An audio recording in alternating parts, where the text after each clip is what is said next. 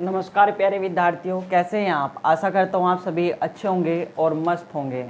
दोस्तों, बहुत दिनों से कोई भी वीडियो चैनल पर नहीं आ पा रही थी, लेकिन अब मैं फ्री हूँ और मेरा समय है, तो इसलिए मैं इस समय को यूज़ करते हुए आपके लिए रामबाण सीरीज चला रहा हूँ, जो आपके लिए यूपी कांस्टेबल यूपीएसआई में बहुत महत्वपूर्ण होने वाली है। देखो, एग्ज़ाम के समय क्या होता है, हम अपने नोट्स को रिवाइज नहीं कर पाते, लेकिन एग्ज़ाम के दिन, जिस दिन इतनी भागड़ दौड़ होती है, हमको यही नहीं समझ में आता कि हम क्या क्या करें क्या क्या नहीं। उसके लिए मैं रामबाण सीरीज तैयार कर रहा हूँ।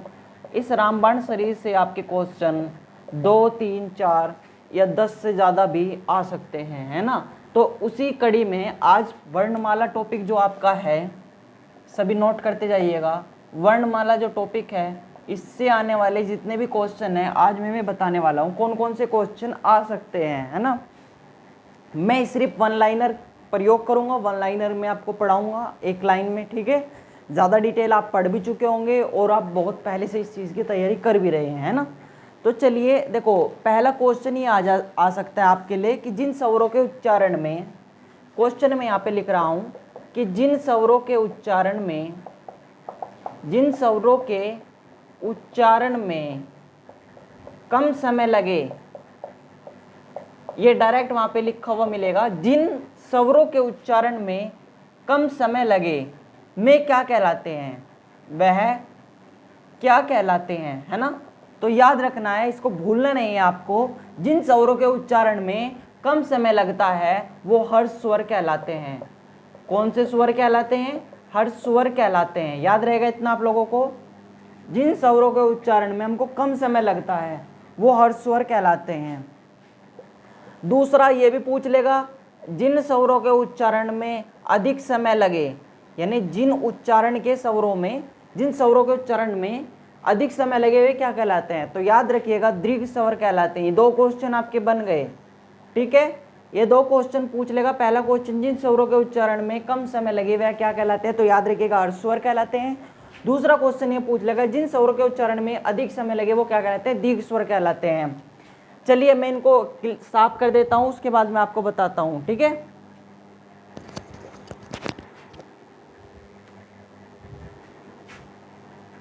एक और क्वेश्चन आपसे पूछेगा, मूल स्वर और संयुक्त स्वर। याद रखिएगा, मूल स्वर अगर आपसे पूछ ले एग्जाम में, अगर आपसे मूल स्वर पूछ ले, अगर आपसे मूल स्वर पूछ ले कि मूल स्वर कौन कौन से हैं, तो याद रखिएगा जो हमारे मूल स्वर हैं, जो हमारे मूल स्वर हैं, आ ई उ री सी, आ उ री सी, ठीक है। आ ई उ और री सी, ये क्या है, हमारे मूल स्वर हैं, ठीक है दोस्तों। ये क्या है, हमारे मूल स्वर। याद रखिएगा, आ ई उ री सी। और नंबर 2, नंबर 1 पर तो ये पूछ लेगा, नंबर 2 पर ये पूछ लेगा दीर्घ स्वर कौन कौन से हैं। देखो, दीर्घ स्वर, जिन स्वरों को बोलने में आपको अत्यधिक समय लगता है वो स्वर कौन कौन से हैं, ठीक है। तो दीर्घ स्वर अगर आपसे पूछ ले तो याद रखिएगा, दीर्घ स्वर अगर आपसे पूछ ले तो आ ई उ, आ ई बड़ा ऊ, ठीक है। उसके बाद याद रखिएगा ए, फिर ओ और अंग, ये क्या हैं, आपके दीर्घ स्वर हैं। अगर आपसे दीर्घ स्वर संधि पूछ ले, अगर आपसे दीर्घ स्वर संधि पूछ ले तो याद रखिएगा ए प्लस ए बराबर आ बनेगा, ई प्लस ई बराबर बड़ी ई बनेगी, और ऊ प्लस ऊ बड़ा ऊ बनेगा, ठीक है। तो ये दीर्घ स्वर संधि हो गई आपकी, ठीक है। ये कौन सी हो गई आपकी, दीर्घ स्वर संधि हो गई। अगर दीर्घ स्वर संधि पूछ ले तो आ ई उ ये हो जाएंगे। मैं क्वेश्चन भी प्रैक्टिस के लिए आपको बताऊंगा, ठीक है। नंबर 4 है आपको संयुक्त स्वर। अगर आपसे पूछ ले कि भाई बताओ चलो संयुक्त स्वर कौन कौन से हैं, तो इनको रट लेना। संयुक्त स्वर हैं आपके ए ओ, ठीक है। ये क्या आपके संयुक्त स्वर हैं। अगर आवर्त स्वर आपसे पूछ ले, ये इंपॉर्टेंट है। अगर आवर्त स्वर आपसे पूछ ले, अगर आवर्त स्वर पूछ ले, ये ओनली ये आ है, इसके ऊपर अंक की बिंदी, ठीक है, आ। इतना याद रहेगा आप लोगों को, इतना याद रहेगा। चलिए मैं आगे बढ़ता हूँ।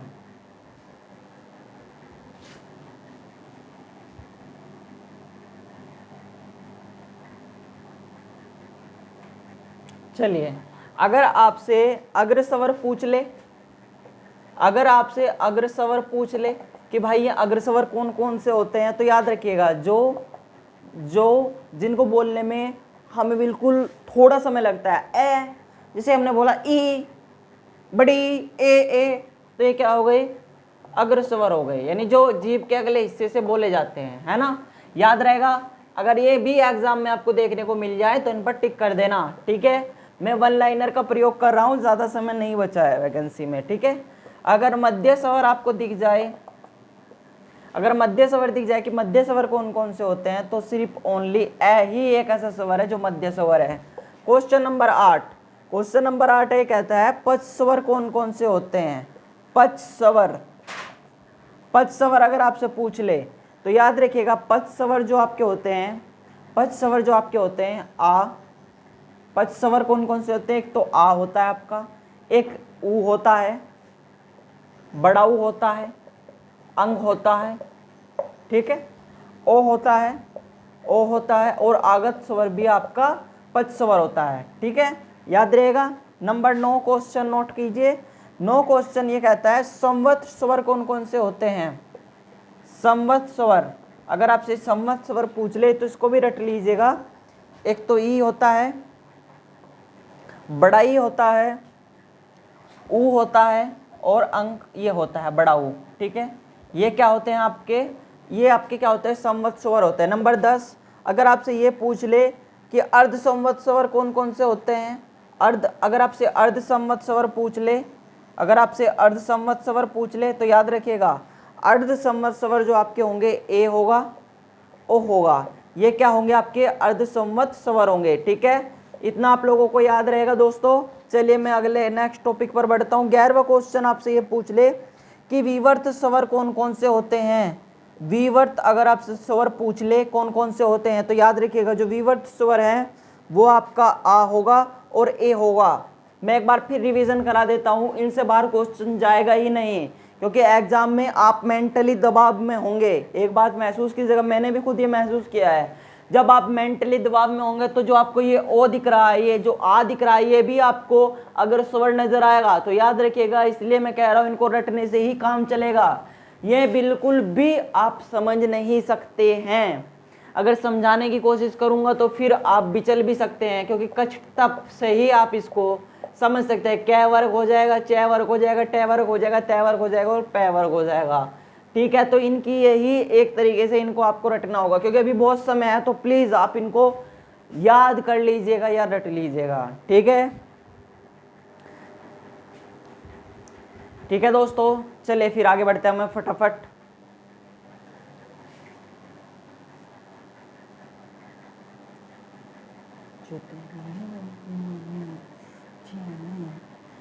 मैंने आपको विवर्त स्वर बताया, विवर्त स्वर, अगर आपसे विवर्त स्वर पूछ ले तो आ और ए ये दोनों ही विवर्त स्वर हैं, और कोई विवर्त स्वर नहीं है, यानी जो इस क्रम में बोले जाएं वो क्या कहलाते हैं, आपके विवर्त स्वर कहलाते हैं, ठीक है। नंबर 2, जिनको बोलने में केवल आधा वर्त बने, जैसे आधा वर्त किस में बनता है, ए केवल इतनी मात्रा में बोला जा रहा है, ना कि पूरी मात्रा में, और आ क्या है, पूरी मात्रा में बोला जा रहा है, तो वो क्या कहलाएंगे, अर्धविवर्त स्वर कहलाएंगे, याद रहेगा। अगर अर्धविवर्त स्वर पूछ ले, अर्धविवर्त स्वर में ए देखो, ए और ए की ऐनक, ठीक है, ऐसे लिख लीजिए, ऐसे याद कर लीजिएगा। ओ हो जाएगा, ठीक है, फिर आ हो जाएगा और फिर ए हो जाएगा। ये क्या है, आपके अर्धविवर्त स्वर हैं, ठीक है, ए ओ ए, ठीक है, ये क्या आपके अर्धविवर्त स्वर हैं। चलिए, ये तो मैंने स्वरों की बात की, अब कुछ और क्वेश्चन भी आपसे वो पूछ लेगा। याद रखिएगा, अगर व्यंजन से क्वेश्चन आता है तो इन व्यंजन को रट कर जाइएगा। पहला क्वेश्चन यहाँ से ये बनेगा, स्पर्श व्यंजनों की संख्या आपसे पूछ लेगा, स्पर्श व्यंजनों की संख्या आपसे पूछ लेगा। ठीक है। स्पर्श व्यंजनों की अगर आपसे संख्या पूछता तो याद रखिएगा 25 होती है ओनली। स्पर्श व्यंजनों की संख्या 25 होती है ओनली, ठीक है। 26 ABCD में होती है।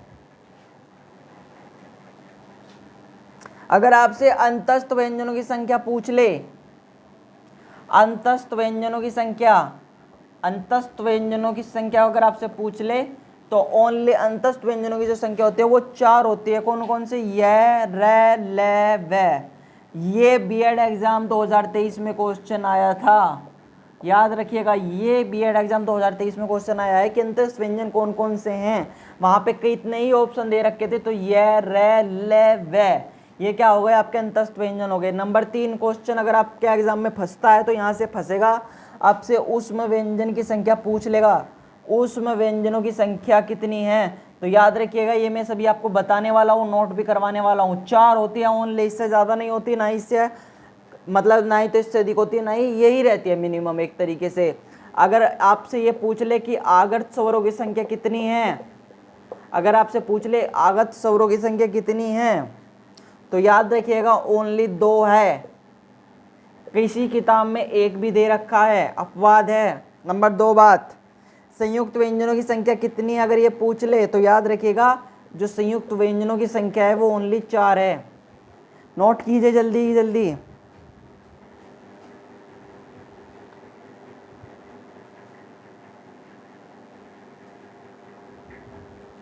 चलिए आगे बढ़ते हैं।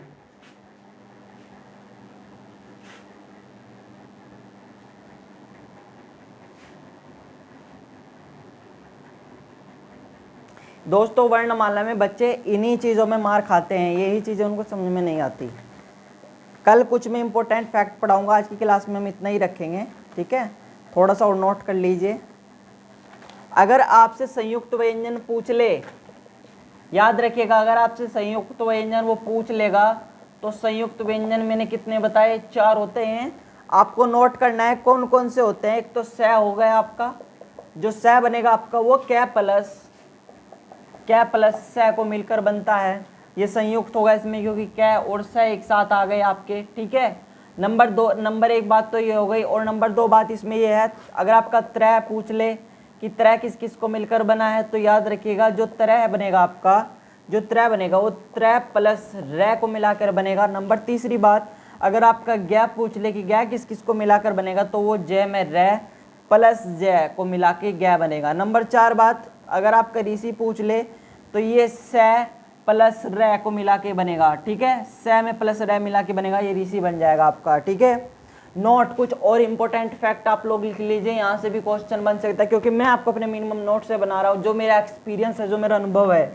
अगर आपसे कुल व्यंजनों की संख्या अगर पूछे, टोटली कुल व्यंजनों की संख्या अगर आपसे वो पूछे कि कुल व्यंजन कितने हैं, तो याद रखिएगा कुल व्यंजन आपके 44 है। और नंबर 2, अगर मूल व्यंजनों की संख्या आपसे पूछ ले, अगर आपसे मूल व्यंजनों की संख्या वो पूछेगा कि मूल व्यंजन कितने हैं, तो याद रखिएगा 33 हैं। कितने हैं? 33 हैं। नंबर 3 बात, अगर आपसे स्पर्श व्यंजनों की संख्या पूछेगा, अगर आपसे स्पर्श व्यंजनों की संख्या वो पूछेगा, तो याद रखिएगा जो स्पर्श व्यंजन होंगे आपके मिनिमम 25 होंगे, इससे ज़्यादा नहीं होंगे। नंबर 4 बात, अगर आपसे उत्पिष्ट व्यंजनों की संख्या पूछेगा, अगर आपसे उत्पिष्ट व्यंजनों की संख्या पूछेगा, तो याद रखिएगा मिनिमम 2 होते हैं, इससे ज़्यादा नहीं होते, ठीक है। थोड़ा और आपका रह गया है, ओनली ये 13 मिनट की क्लास है। प्लीज़ इस क्लास को पूरा देख लीजिएगा और बार बार देखते रहिएगा। आने वाले एग्जाम में आपके लिए रामबाण साबित होने वाली है। देखिए दोस्तों, अभी बहुत देखो, परीक्षा के समय आपको डिफिनेशन समझ में नहीं आती है, ये मेरा खुद का एक्सपीरियंस है। परीक्षा के समझ में आपको काम आती है ओनली जो आपको रटा हुआ है, मतलब जो ये चीज़ें आपको रटी, क्योंकि ये चीज़ें समझ ही नहीं सकते। अगर समझ भी लिया तो कुछ लोग इनको समझ पाएंगे, अत्यधिक नहीं समझ पाते, क्योंकि खुद मैंने एक्सपीरियंस किया। जब मैं परीक्षा हॉल में बैठा, एक तो दबाव इतना ज़्यादा था कि मतलब ये चीज़ें भूल गए, ठीक है। तो आप प्लीज़ इनको देख लीजिएगा, बस इतना ही कहना चाहूँगा। फिर मिलते हैं नेक्स्ट क्लास में इतनी जोश के साथ। धन्यवाद, थैंक यू, जय हिंद, जय भारत।